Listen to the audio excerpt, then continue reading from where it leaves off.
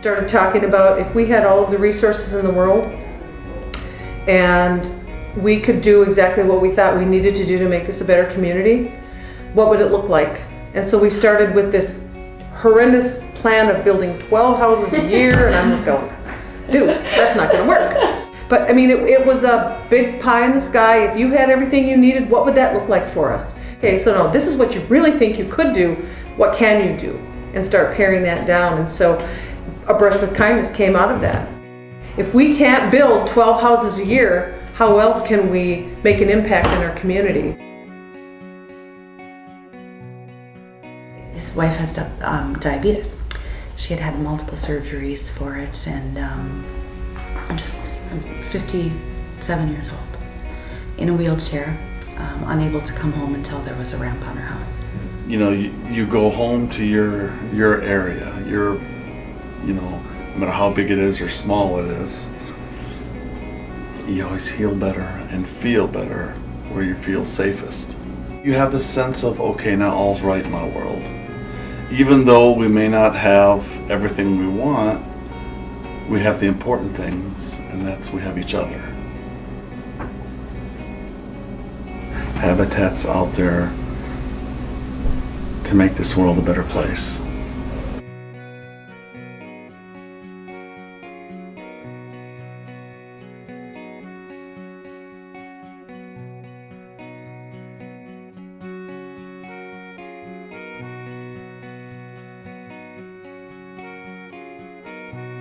Give to the Max Day is an excitement tool that we wouldn't be able to replicate on our own. It is fun to see how little Rice County Habitat does against kind of some of the bigger organizations in the state. I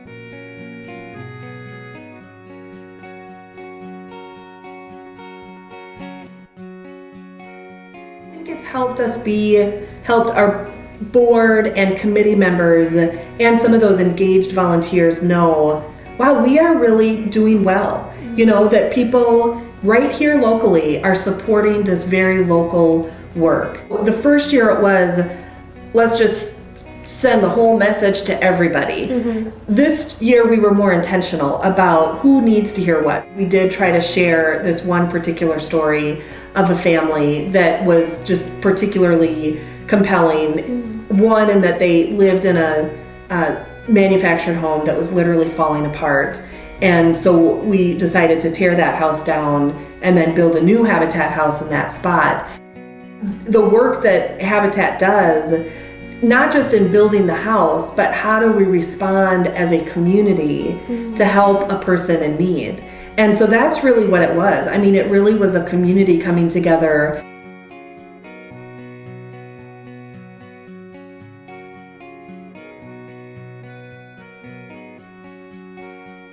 The store has grown immensely since we started. We now do 3 times as many donations, twice as many sales every year. A couple years ago, Julie talked with some folks from Habitat International, and they talked about a different structure for the way we would do things. They said start with a lower price point, mark it down, move it through faster, get more donations, better donations, move stuff through, mark it lower. So as soon as we bought into that concept and started following that, our sales rocketed up.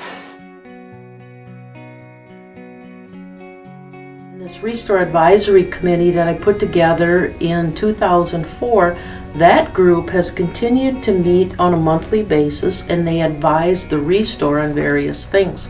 So we came up with a new pricing and business plan for the Restore, and that plan consisted of pricing things totally different. We're going to move them in quick, we're going to move them out quick, we're going to change the price to about half of what they originally were. We're not going to make any money with things sitting in a warehouse. So with limited floor space, we thought we'd price different, and then if it's on the floor for a couple of weeks, it's repriced again. So things move in and out of here extremely fast, thus increasing our sales volume. Our volunteers are everything to us.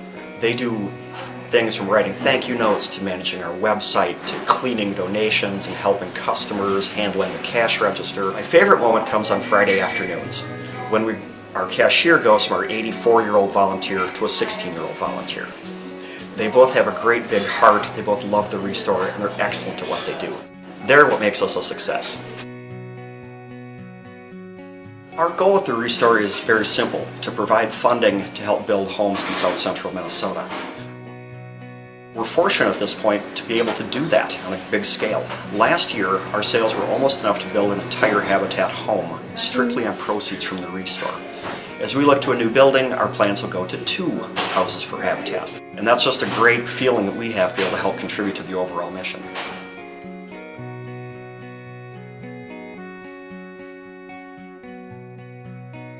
We realized that telling the impact stories about the families was really the thing that donors and volunteers wanted to hear about. It's really the impact stories that make a huge difference, and especially when you're looking at conversion rates in terms of people making a gift or even coming back to volunteer again, hearing about the impact.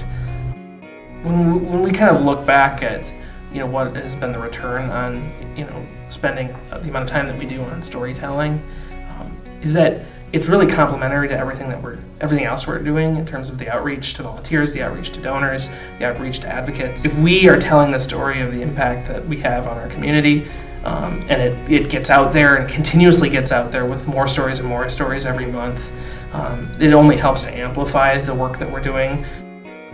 I would say that the key messages around stability, economic impact for the family, educational impact for the kids, and health, all of those things really do impact with our audience.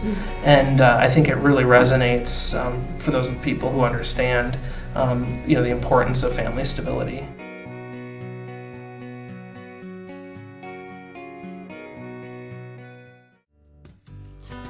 And this will be an opportunity for me and my children and I to call something ours.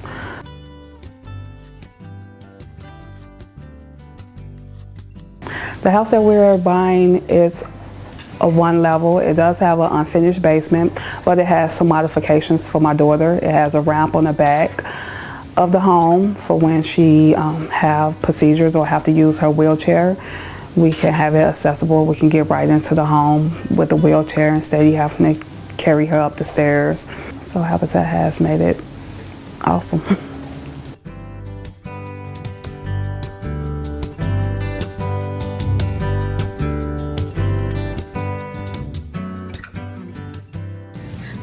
Nothing can top this. It's amazing. Okay, that's it. Congratulations. Thank you.